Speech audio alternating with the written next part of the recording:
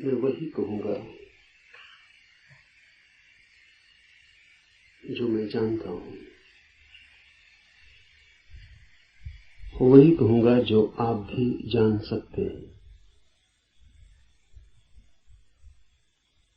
लेकिन जानने से मेरा अर्थ है जीना। जाना बिना जिए भी जा सकता है, तब ज्ञान होता है एक बोझ। उससे कोई डूब तो सकता है, उबरता नहीं। जानना जीवंत भी हो सकता है, तब जो हम जानते हैं वो हमें करता है निर्भर, हल्का, कि हम उड़ सकें आकाश में। जीवन ही जब जानना बन जाता है तभी पंख लगते हैं, तभी जंजीरें टूटती हैं और तभी द्वार खुलते हैं अनंत के।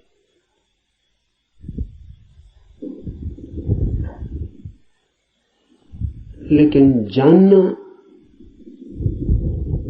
कठिन है। ज्ञान इकट्ठा कर लेना बहुत आसान, और इसलिए मन आसान को चुन लेता है और कठिन से बचता है।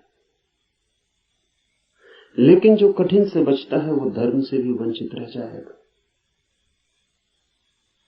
कठिन ही नहीं, जो असंभव से भी बचना चाहता है वो कभी भी धर्म के पास नहीं पहुंच पाएगा।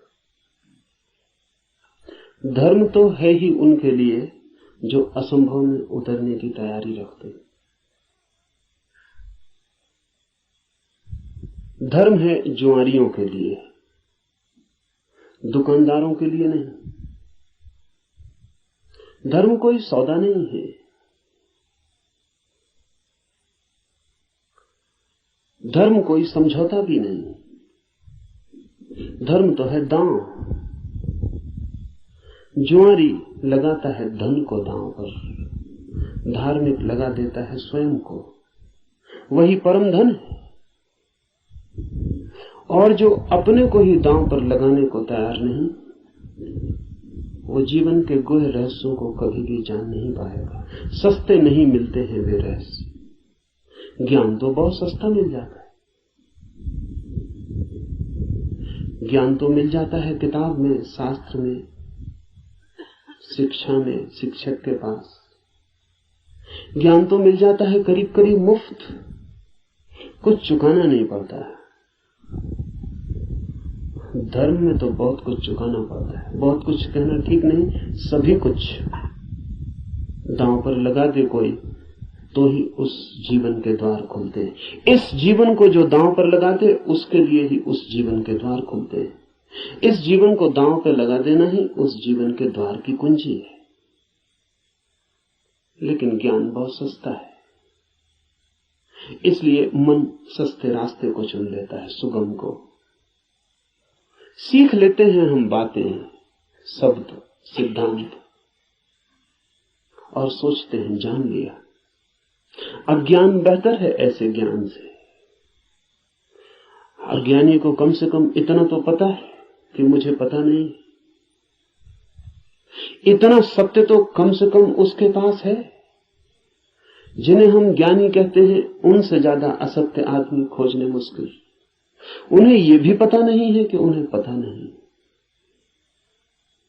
सुना हुआ, याद किया हुआ कंठस्थ हो गया, धोखा देता है।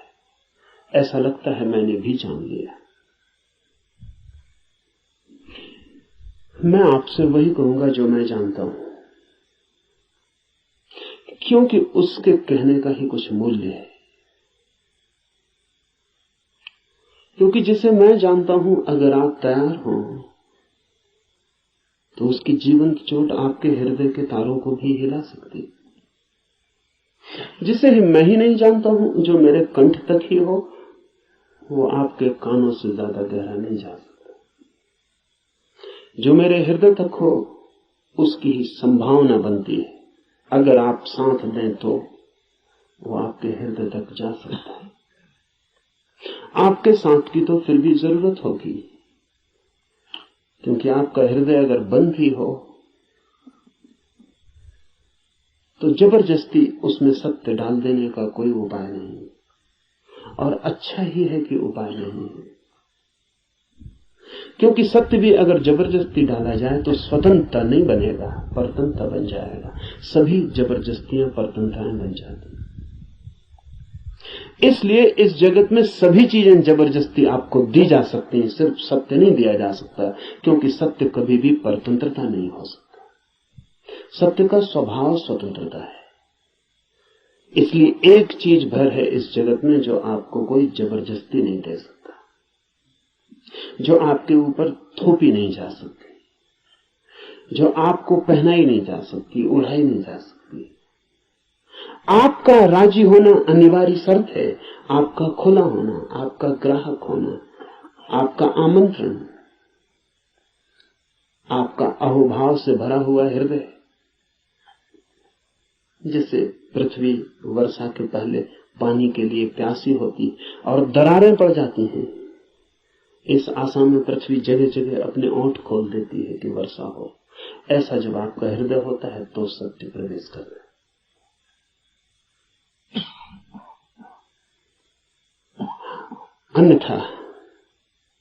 अन्यथा सत्य आपके द्वार से भी आकर लौट जाता है। बहुत बार लौटा है, बहुत जन्मों जन्मों में। आप कुछ नए नहीं, इस पृथ्वी पर कुछ भी नया नहीं, सभी बहुत पुराने हैं। आप बुद्ध के चरणों में भी बैठ के सुने हैं, आपने कृष्ण को भी देखा है, आप जीसस के पास भी उठे बैठे हैं, लेकिन फिर भी वंचित रह गए, क्योंकि कभी भी आपका हृदय तैयार नहीं था। आपके पास से बुद्ध की सरिता बहती निकल गई है, महावीर की सरिता बहती निकल गई, आप प्यासे रह गए। आनंद रो रहा था जिस दिन बुद्ध के प्राण छूटने को थे और छाती पीट रहा था, और बुद्ध ने उससे कहा कि तू रोता क्यों है? जरूरत से ज्यादा मैं तेरे पास था 40 वर्ष,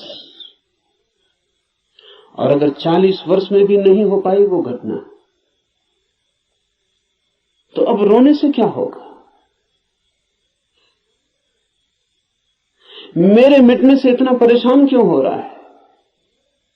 तो आनंद ने कहा है, इसलिए परेशान हो रहा हूं कि आप मौजूद थे और मैं न मिट पाया। अगर मैं मिट जाता तो आपको मेरे भीतर प्रवेश मिल जाता। 40 साल नदी मेरे पास बहती थी और मैं प्यासा रहता हूं, और अब मैं रोता हूं क्योंकि जरूरी नहीं है कि ये नदी कब किस जन्म में दोबारा मुझे मिलेगी।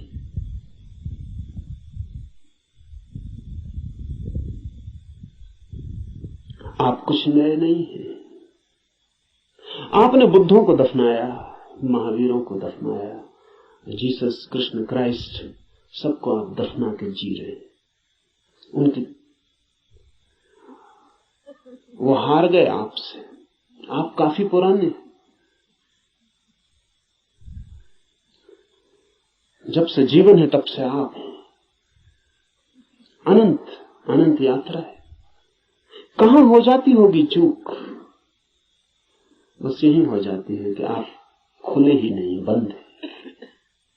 मैं तो आपसे वही कहूंगा जो मैंने जाना है। अगर आप भी अपने को एक खुलापन बना सके तो आप भी उसे जान लेंगे।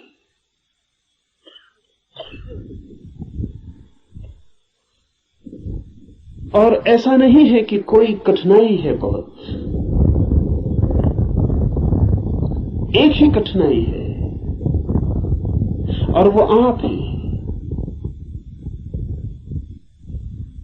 कुछ लोग कुतूहल से चलते हैं, जैसे राह चलते बच्चे पूछ लेते हैं इस वृक्ष का नाम क्या है, और अगर आप उत्तर न दें तो तत्क्षण भूल जाते हैं कि उन्होंने पूछा भी था। वो दूसरी बात पूछने लगते हैं कि ये पत्थर यहां क्यों पड़ा है।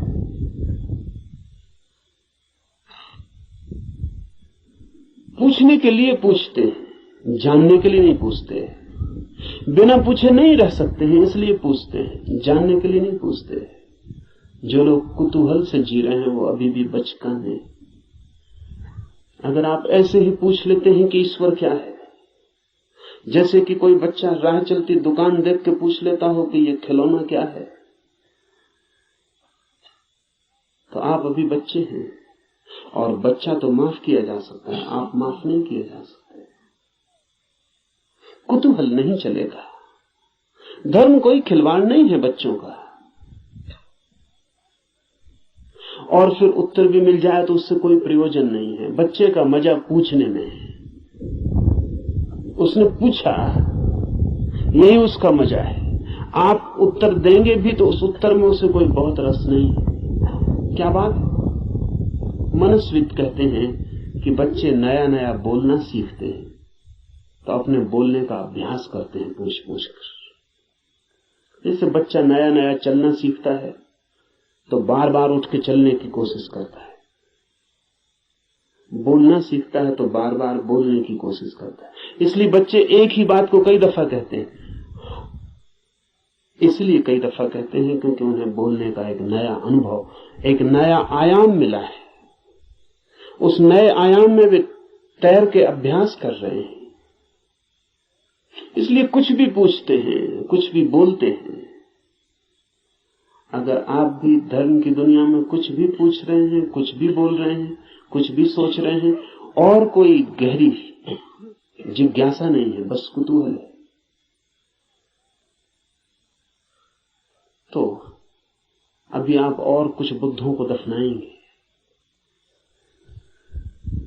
अभी और न मालूम कितने बुद्धों को आपके साथ मेहनत करनी पड़ेगी।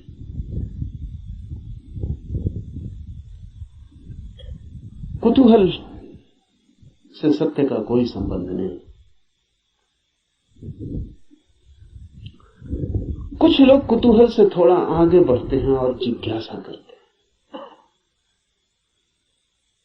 जिज्ञासा में थोड़ी ज्यादा गहराई है, लेकिन बस थोड़ी ज्यादा। जिज्ञासा भी बहुत गहरी नहीं, वो भी उथली है, क्योंकि जिज्ञासा है केवल बौद्धिक। और बुद्धि भी ऐसी है जैसी खाज होती है, खुजलाएं तो थोड़ा रस आता है। ऐसा बुद्धि को भी खाज होती रहती। ईश्वर है, आत्मा है, मोक्ष है, ध्यान क्या है, करने के लिए नहीं। ईश्वर क्या है, जानने के लिए नहीं, चर्चा के लिए, बातचीत के लिए।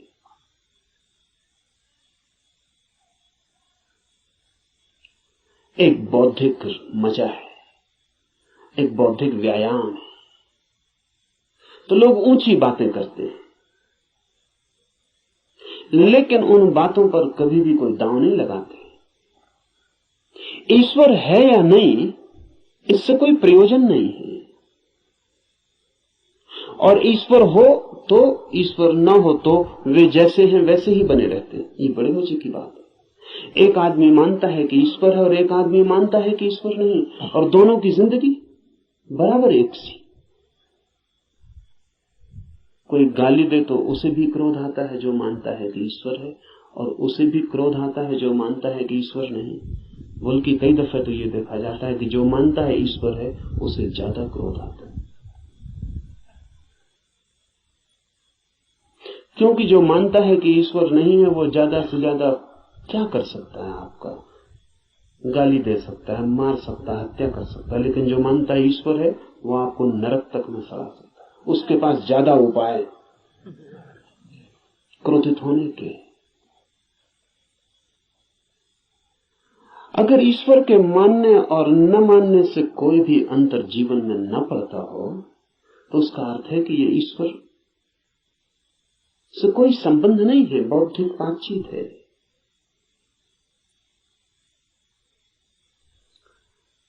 ऐसी जिज्ञासा हो तो आदमी दार्शनिक हो जाता है, चिंतन मनन करने लगता है, शास्त्र अध्ययन करने लगता है, बहुत सिद्धांत इकट्ठे कर लेता है, पक्ष में विपक्ष में सोच लेता है, वाद विवाद करता है, शास्त्रार्थ करता है, लेकिन जीता कभी नहीं।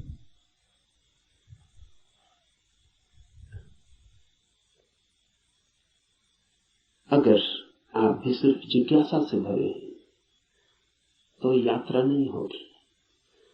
जिज्ञासा से भरे हुए लोग वे हैं जो मील के पत्थर के पास बैठ जाते हैं और पूछते हैं मंजिल क्या है, कितनी दूर है, और सदा यही पूछते हैं, लेकिन कभी उठ के चलते नहीं। जानते तो आप भी कितना है, क्या कमी है जानने में? करीब करीब सभी कुछ जानते हैं। जो बुद्ध ने जाना हो, महावीर ने, कृष्ण ने जाना हो, वो सभी आप भी तो जानते हैं। गीता में पढ़ के आपको ऐसा नहीं लगता कि ये बातें तो हमें भी मालूम आपको भी, पर सिर्फ बुद्धि तक है, आपके हृदय तक उनका बीज नहीं पहुंचा। और बुद्धि पर रखे हुए विचार वैसे ही होते हैं जैसे पत्थर पे कोई बीज को रखते हैं। बीज तो होता है लेकिन पत्थर पे रखा रहता, अंकुर नहीं फूट सकता। अंकुर फूटना हो तो बीज को पत्थर से गिरना पड़े, जमीन खोजनी पड़े, और जमीन की भी ऊपर की सतह ठीक नहीं है क्योंकि और गीली जगह चाहिए, तो थोड़ा जमीन के भीतर पहुंचना पड़े जहां थोड़ी पानी की सुविधा हो, थोड़ा रस बहता हो। बुद्धि पर पत्थर की तरह बीज रख जाते हैं, हृदय तक जब तक न गिर जाएं तब तक गीली जगह नहीं मिलती।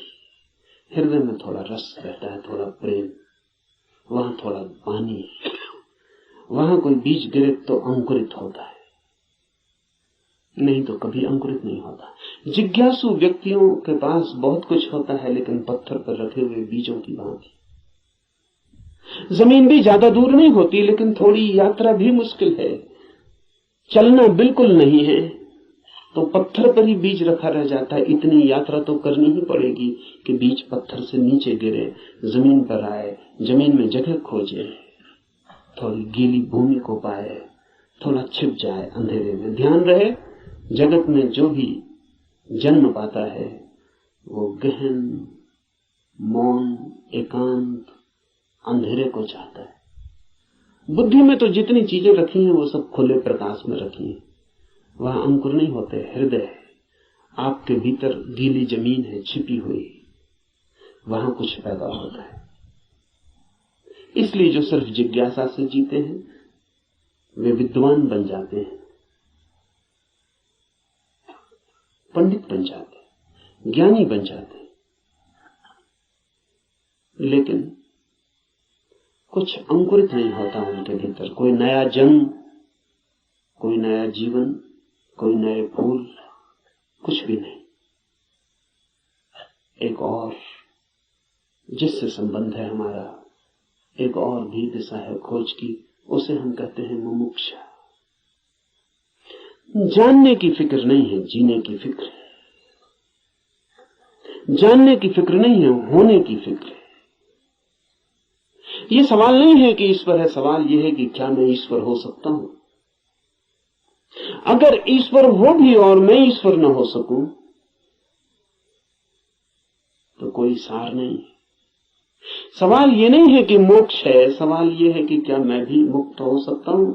अगर मैं मुक्त हो ही ना सकूं और मोक्ष हो भी कहीं तो क्या अर्थ है। ये बात नहीं है कि आत्मा है भीतर या नहीं, हो या ना हो। सवाल असली यह है कि क्या मैं आत्मा हो सकता हूं। मुमुक्षा है होने की खोज, और जब कोई होना चाहता है तब दांव पर लगना पड़ता है। इसलिए कहता हूं धर्म है जुआरियों का काम। वही कहूंगा जो मैं जानता हूं, जो जिया है। अगर आप तैयार हुए दांव पर लगाने को, तो जो मेरा अनुभव है वो आपका अनुभव भी बन सकता है। अनुभव किसी के नहीं होते, जो भी लेने को तैयार हो उसी के हो जाते हैं। सत्य पर किसी का कोई अधिकार नहीं, जो भी मिटने को राजी है वही उसका मालिक हो जाता। सत्य तो उसका है जो भी उसे मांगने की तैयारी दिखलाता है, जो भी अपने हृदय के द्वार खोलता है और उसे पुकारता है।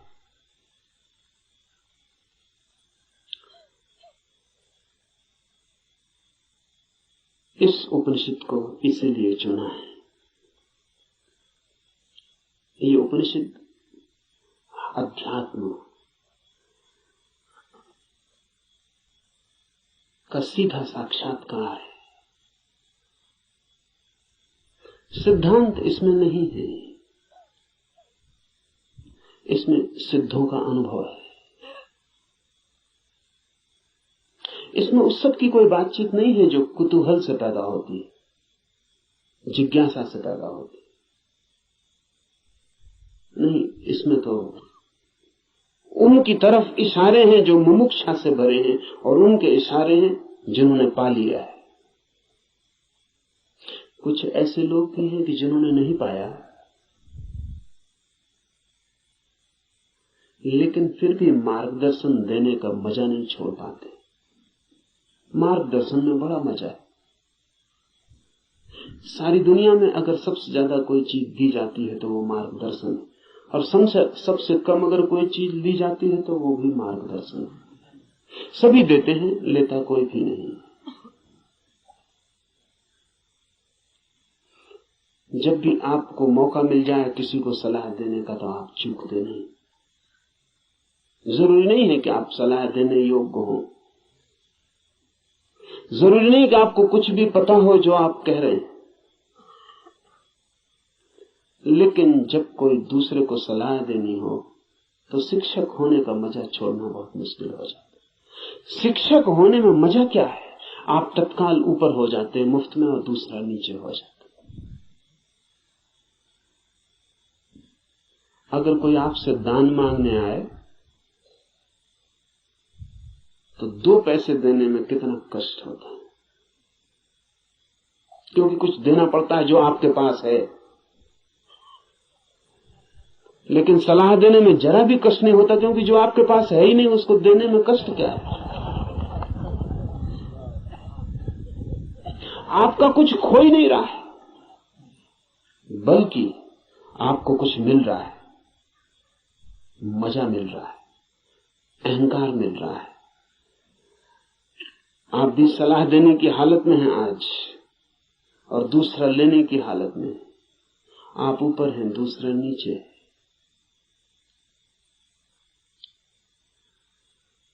इसलिए कहता हूं कि इस उपनिषद में कोई सलाह, कोई मार्गदर्शन देने का मजा नहीं है, बड़ी पीड़ा है। क्योंकि उपनिषद का ऋषि जो दे रहा है वो जान के दे रहा है, वो बांट रहा है कुछ बहुत हार्दिक, बहुत आंतरिक।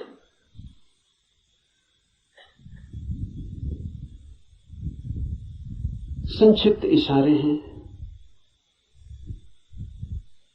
लेकिन गहरे हैं। बहुत थोड़ी सी चोटें हैं, लेकिन प्राणघातक है। और अगर राजी हो तो तीर सीधा हृदय में चुभ जाएगा, और जान लिए बिना न रहेगा, जान ही ले लेगा। इसलिए थोड़ा सावधान, थोड़ा सचेत, क्योंकि ये सौदा ही खतरनाक है। इसमें पागल हुए बिना कोई मार्ग ही नहीं है। इसमें अपने को मिटाए बिना पाने का कोई उपाय ही नहीं। यहां तो खोने वाले ही बस पाने वाले बनते, और इसीलिए इस उपनिषद को भी चुन लिया है। ऐसे तो सीधा ही आपसे कह सकता हूं, कोई कारण इस उपनिषद को चुनने का नहीं है। बहाना, आड़, क्योंकि तीर सीधा मारो आदमी बच सकता है, उपनिषद की आड़ से थोड़ी सुविधा रहेगी, इसलिए चुन लिया है कि आपको ऐसा भी पता नहीं लगेगा कि मैं कोई सीधे ही आपको तीर मार रहा हूं। तो बचने का जरा उपाय कम हो जाता। सभी शिकारी जानते हैं कि थोड़ी आड़ से शिकार ठीक होती। ये उपनिषद सिर्फ आड़ है, और इससे कुछ लेना देना ज्यादा नहीं। जो मैंने जाना है वही कहूंगा, लेकिन उसमें और उपनिषद में कोई अंतर नहीं है, क्योंकि इस उपनिषद के ऋषि ने जो कहा है वो जानकर ही कहा।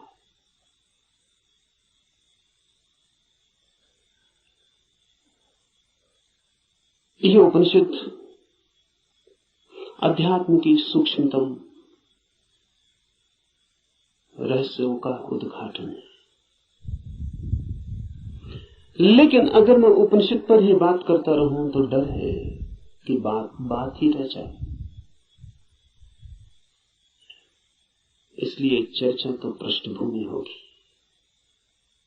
इस चर्चा के साथ साथ प्रयोग, जो कहा है, जो इस ऋषि ने देखा है, या जो मैं कहता हूं मैंने देखा है, उस तरफ आपके चेहरे को मोड़ने की कोशिश, उस तरफ आपकी भी आंखें उठाने का प्रयास, वही मुख्य होगा। उपनिषद की बात तो सिर्फ हवा पैदा करने के लिए होगी कि आपके चारों तरफ वे तरंग पैदा हो जाएं, कि आप भूल जाएं 20वीं सदी को, पहुंच जाएं उस लोक में जहां ये ऋषि रहा होगा। मिट जाए ये जगत जो चारों तरफ बहुत बेरौनक और बहुत कुरूप हो गया है, और याद आ जाए उन दिनों की जब ये ऋषि जिंदा रहा होगा। एक हवा, एक वातावरण, बस उसके लिए उपनिषद। पर उतना काफी नहीं है, जरूरी है, काफी नहीं है। तो जो मैं कहता हूं, अगर आप उसको सुन के ही रुक जाते हैं तो मैं मानूंगा आपने सुना भी नहीं, क्योंकि सुन के जो चलता नहीं है, मैं नहीं मान सकता कि उसने सुना है। अगर आप सोचते हैं कि सुन के आपकी समझ में आ गया, इतनी जल्दी मत करना। सुन के समझ में आता होता तो हम कभी के समझ गए होते। सुन के ही समझ में आता होता तो इस दुनिया में समझदारों की कमी ना होती, ना समझ खोजना मुश्किल हो जाता। मगर ना समझ ही ना समझ, सुन के कुछ भी समझ में नहीं आता। सुन के सिर्फ शब्दों पे मुट्ठियां बन जाती। सुन के नहीं, करके ही समझ में आता है। इसलिए सुनना करने के लिए, समझने के लिए नहीं। सुनना करने के लिए, करना समझने के लिए। सुन के ही सीधा मत सोच लेना कि समझ गए। वो बीच की कड़ी के बिना कोई भी उपाय नहीं है, कोई भी रास्ता नहीं। लेकिन मन कहता है कि समझ गए, अब करने की क्या जरूरत है। मंजिलें चल के पहुंची जाती हैं।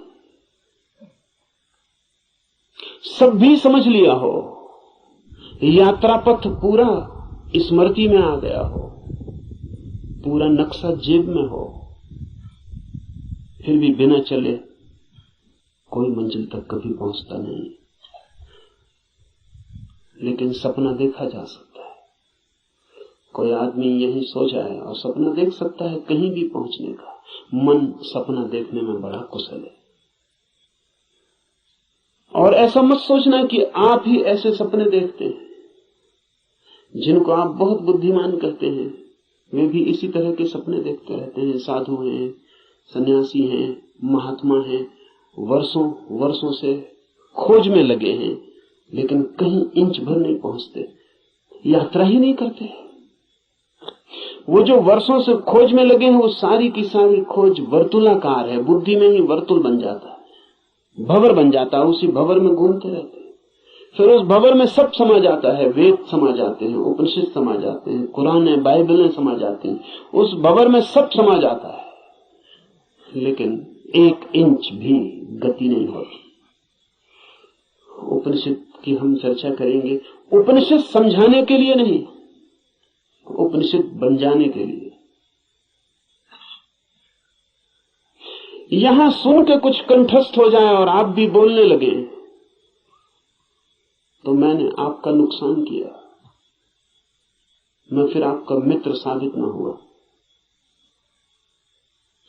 यहां सुन के आप जो सुना है वो बोलने लग जाएं तो कोई मूल्य नहीं है। यहां सुन के आपको भी वो हो जाए, आप भी वो देख लें, वो आंख आपकी भी खुल जाए, तो भी ऐसा समझें। एक कवि गीत गाता है किसी फूल के संबंध में।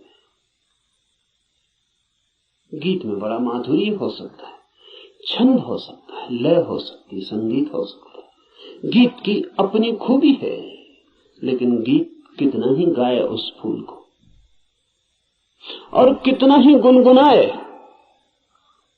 तो भी गीत गीत है, फूल नहीं। और लाखों गति और लाखों छंद, तो भी गीत गीत है, फूल की सुगंध नहीं। और आप उसी गीत से तृप्त हो जाए तो आप भटक गए। उपनिषद गीत है किसी फूल का जिसे आपने देखा नहीं अभी। गीत गजब का है, गाने वाले ने देखा है, पर गीत से तृप्त मत हो जाना। गीत फूल नहीं। ऐसा भी हो जाता है कि कभी कभी आप फूल के पास भी पहुंच जाते, कभी कभी फूल की एक झलक भी मिल जाती है, अचानक, आकस्मिक। क्योंकि फूल कोई विजाती ही नहीं है, आपका स्वभाव है, आपके बिल्कुल निकट है, किनारे किनारे है। कभी कभी छू जाता है बिना आपके, बावजूद आपके। कभी कभी फूल एक झलक दे जाता, कोई बिजली कौन जाती किसी क्षण में, आकस्मिक अनुभव में आ जाता है। कुछ और भी है इस जगत में, यही जगत सब कुछ नहीं है। इस पथरीले जगत के बीच कुछ और भी है जो पत्थर नहीं, फूल है, जीवंत खिला हुआ, जैसे किसी स्वप्न में देखा हो या अंधेरी रात में चमकी हो बिजली और कुछ दिखा हो और फिर खो गया हो। ऐसा कभी कभी आपके जीवन में भी हो जाता है, कवियों के जीवन में अक्सर हो जाता है, चित्रकारों के जीवन में अक्सर हो जाता है। फूल की झलक बिल्कुल पास आ जाती है, फिर भी फूल कितने ही पास हो और कितनी ही झलक मिल गई हो, पास होना भी दूर होना ही है। और कितने ही पास आ जाए फूल तो भी फासला तो बना ही रहता है। और मैं बिल्कुल हाथ से भी छू लूं फूल को तो भी पक्का नहीं है कि जो अनुभव मुझे होता है वो फूल का है, क्योंकि हाथ खबर लाने वाला है, और हाथ अगर बीच में गलत खबर दे दे तो कुछ भरोसा नहीं। और हाथ सही ही खबर देगा, इसको मानने का कोई कारण नहीं। फिर हाथ जो खबर देगा वो फूल के संबंध में कम और हाथ के संबंध में ज्यादा होगी।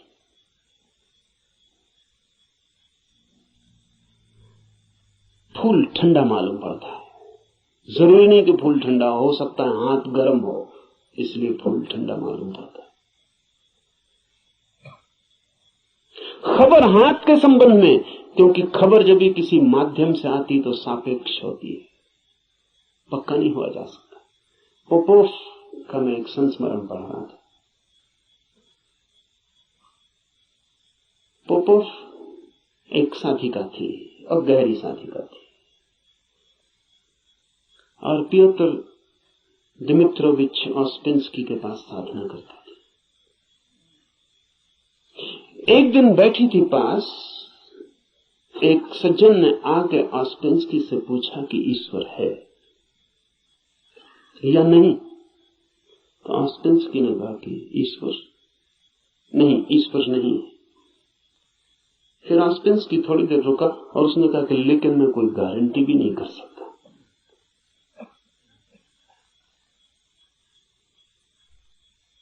क्योंकि जो भी मैं जानता हूं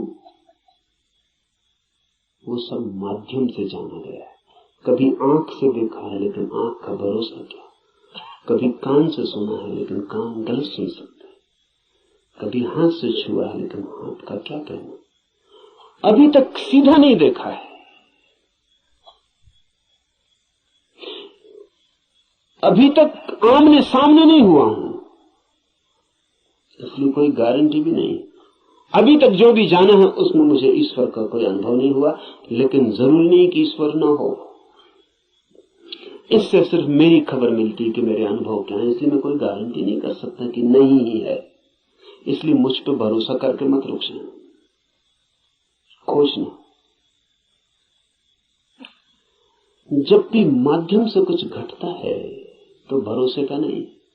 अगर फूल के बिल्कुल पास भी पहुंच जाएं तो भी आंख देखती है, हाथ छूते हैं, सुगंध नाक में आती है, ये भी दूरी का अनुभव है।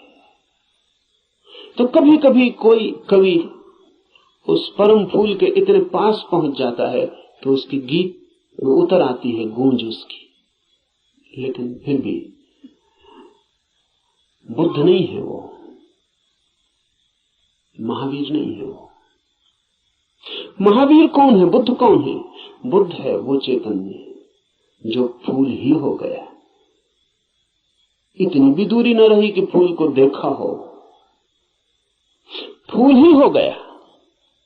फूल होकर ही पूरी तरह जाना जा सकता है क्या है।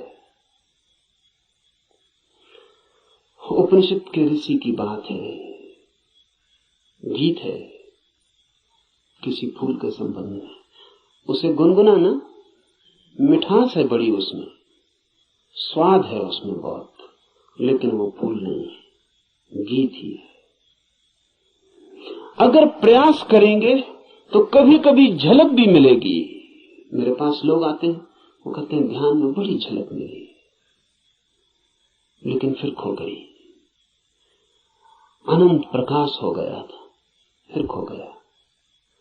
आनंद ही आनंद हो गया था, लेकिन अब कहां है? अब खोजते हैं और नहीं मिलता। झलक का मतलब है पास पहुंच गए थे, झलक तो खो ही जाएगी। इसलिए ध्यान ज्यादा से ज्यादा झलक ही दे सकता है। उस पर भी मत रुक जाना कि उसी झलक को पकड़ के बार बार खोजते रहना है। ध्यान का तो मूल्य ही इतना है कि झलक मिल जाए, फिर आगे जाना है समाधि में, ताकि आप फूल ही हो जाएं।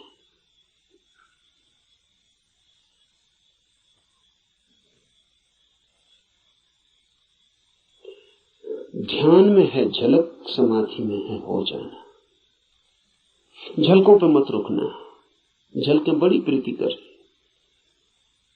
सारा जगत बासा मालूम पड़ने लगता है। एक झलक ध्यान में मिल जाए उस जीवंत की, फूल की, उस खिलावट की जो भीतर है, तो सारा जगत फीका और व्यर्थ हो जाता है। लेकिन फिर कुछ लोग झलकों को पकड़ लेते हैं और उन्हीं को दोहराने लगते हैं और सोचते हैं सब हो गया। नहीं, जब तक आप ही ना हो जाएं, ईश्वर ही जब तक आप ना हो जाएं, तब तक भरोसा मत करना कि ईश्वर है। हो सकते हैं, क्योंकि है ही। खोलना है जरा, उघाड़ना है जरा। छिपे हैं, मौजूद हैं अभी और यहीं, थोड़े से वस्त्र हैं और बड़े झीने वस्त्र हैं कि चाहें तो अभी उतार कर फेंक दें और नग्न हो जाएं और ईश्वर हो जाएं। लेकिन बड़ी पकड़ है। झीने तो हैं लेकिन पकड़ गहरी। क्यों है ये पकड़ इतनी? ये पकड़ है क्योंकि हम सोचते हैं ये वस्त्र ही हमारा होना, यही हम है, इसके अलावा हमें कुछ और किसी अस्तित्व का पता नहीं। इस उपनिषद में इशारे होंगे उस अस्तित्व के जो वस्त्रों के पार है, और इस उपनिषद के साथ साथ हम करेंगे ध्यान ताकि मिले झलक, और आशा बांधेंगे समाधि की ताकि हम भी हो जाएं वही जिसे हुए बिना न कोई संतोष है, न कोई शांति है, न कोई सत्य है। उपनिषद शुरू होता है प्रार्थना से। प्रार्थना है समस्त जगत से। सूर्य कल्याणकारी हो, वरुण, अर्यमा, इंद्र और बृहस्पति, विष्णु कल्याणकारी हो, उस ब्रह्म को नमस्कार हो। हे वायु, तुम्हारे लिए नमस्कार, क्योंकि तुम प्रत्यक्ष ब्रह्म हो। मैं तुम्हें ही प्रत्यक्ष ब्रह्म कहूंगा। सत्य और ऋत वे सब मेरी रक्षा करें, आचार्य की भी। इस प्रार्थना से शुरू होता है। धर्म की यात्रा प्रार्थना से शुरू होगी ही। प्रार्थना का अर्थ है आस्था, आशा। प्रार्थना का अर्थ है इस सारे जगत के साथ हमारे जुड़े हुए होने का भाव। प्रार्थना का अर्थ है मुझ अकेले से क्या होगा,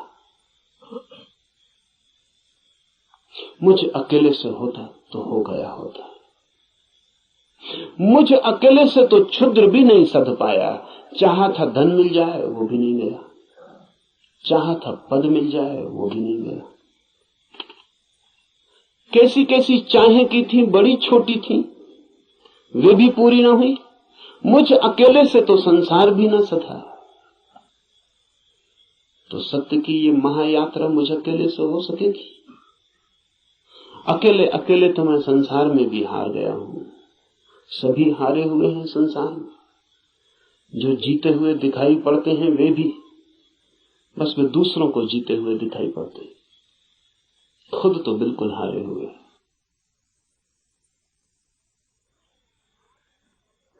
आप भी अपने को हारे हुए दिखाई पड़ते होंगे, औरों को तो आप भी जीते हुए दिखाई पड़ते हैं। आपसे भी पीछे लोग हैं जो आपको समझते हैं पा लिया आपने, जीत गए संसार में। लेकिन भीतर से अगर हम आदमी को देखें तो एक एक आदमी हारा हुआ है। संसार पराजय की लंबी कथा है, वहां जीत होती ही नहीं, वहां जीत हो ही नहीं सकती। वो संसार का स्वभाव नहीं, वहां हार ही नियति है, किसी की नहीं, किसी व्यक्ति की नहीं, संसार में होने की नियति ही हार है। वहां हारना ही होगा, वहां कोई कभी जीतता नहीं। वहां हम नहीं जीत पाए जहां क्षुद्र था, स्वप्न था, शंकर कहते हैं माया है, वो माया में भी हार गए। सपना था, भ्रम था, वहां भी तो जीत ना पाए। जब भ्रम में भी हार गए, सपने में भी न जीते, तो यथार्थ में, सत्य में अकेले से क्या होगा? प्रार्थना का अर्थ है संसार में पराजित हुए व्यक्ति का यह अनुभव कि जन्मों जन्मों तक चेष्टा करके मैं हार गया, क्षुद्र में तो विराट में मेरी सामर्थ्य। इसलिए प्रार्थना, इसलिए सारे जगत को पुकारा है ऋषि ने कि मुझे साथ देना। सूर्य को पुकारा है, वरुण को पुकारा, ये सब नाम है, प्रतीक है जीवन की समस्त शक्तियों की। सूर्य को पहले पुकारा है क्योंकि सूर्य हमारा जीवन है, उसके बिना हम नहीं होंगे। हमारे भीतर सूर्य ही जीता है, जलता है। उधर सूर्य बुझ जाए, यहां हम बुझ जाए। सूर्य ही हमारा प्राण है, इसलिए पुकारा।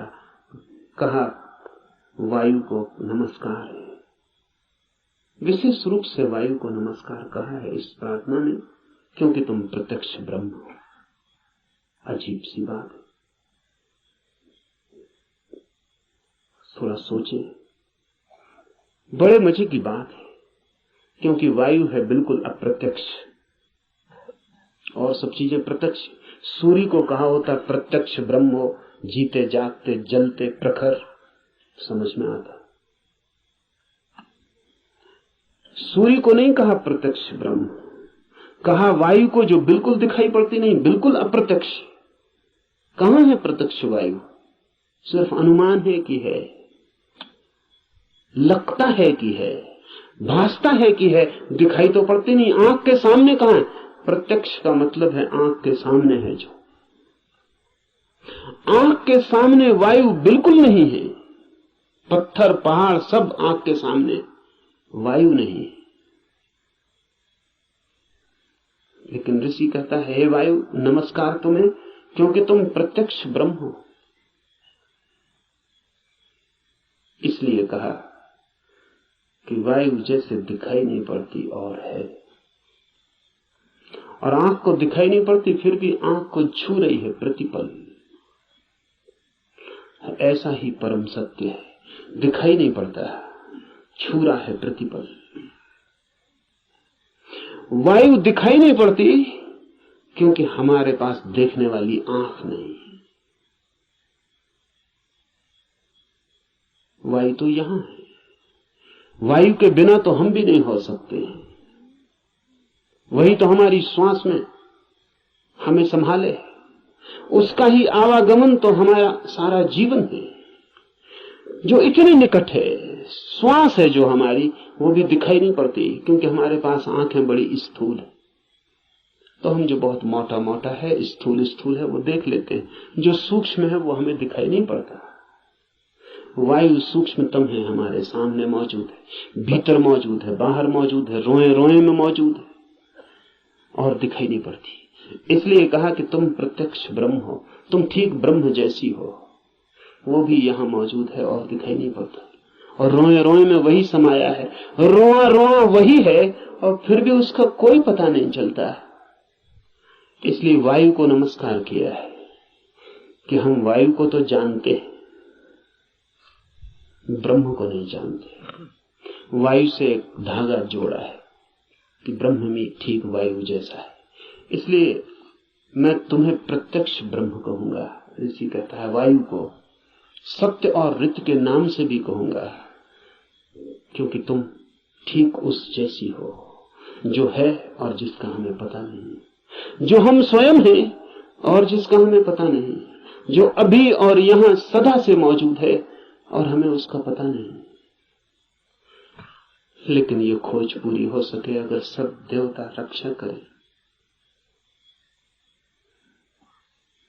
देवता से अर्थ है सदा से जीवन की अनंत अनंत शक्तियां, और जीवन है एक विराट जाल अनंत शक्तियों का।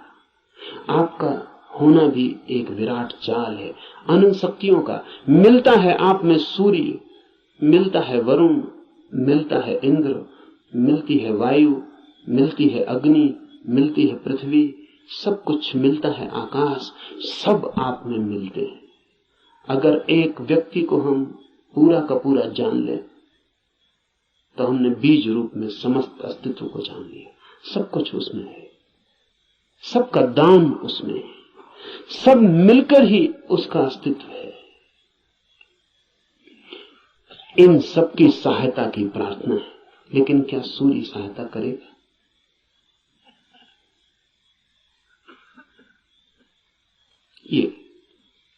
ये सवाल